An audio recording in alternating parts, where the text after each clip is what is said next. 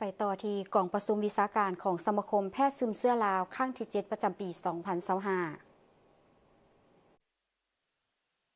กองประชุมดังกล่าวได้จัดขึ้นในวันที่20 พฤศจิกายน 2025 ที่โรงแรมดอนจันทร์พาเลทนครหลวงเวียงจันทร์โดยการเข้าร่วมเป็นประธานของทานนางอาภรณ์ วิสาเทพรองรัฐมนตรีกระทรวงสาธารณสุขศาสตราจารย์ปริญญาเอกปอนเมฆดาราลอยประธานสภาคุ้มครองวิชาชีพปินปัวทานไมฟองไมไซประธานสมาคมแพทย์ซึมเสื้อลาวพร้อมด้วยคณะอำนวยการห้องหมอคณะสถาบันบรรดาทานคณะประธานสมาคมแพทย์สาขาต่างๆและแขกถึกเชิญ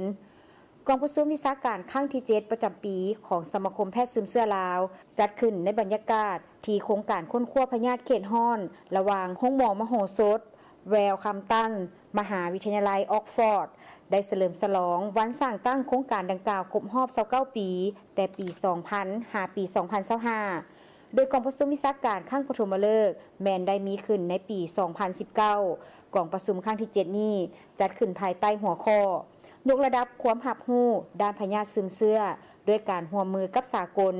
แม้นมีความสำคัญหลายต่อสมาชิกสมาคมก็คือพนักงานแพทย์หมอรวมทั้งนักศึกษาทุกคนที่ได้รับฟังบทรายงานทั้งหมด11หัวข้อใหญ่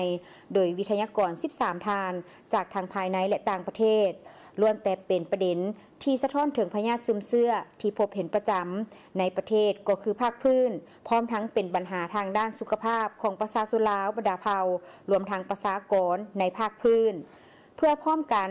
หาแนวทางการบ่งมติปินปัวและป้องกันให้มีประสิทธิภาพและประสิทธิผลสูงในใส่เพื่อลดพรการเจ็บเป็นและการเสียชีวิตของคนเจ็บให้เหลือน้อยที่สุดและก็เป็นการเรียนรู้และยกระดับความสามารถของแพทย์หมอพยาธิซึมเสื้อลาวให้เท่าเทียมกับภาคพื้นและสากลเทื่อละก้าว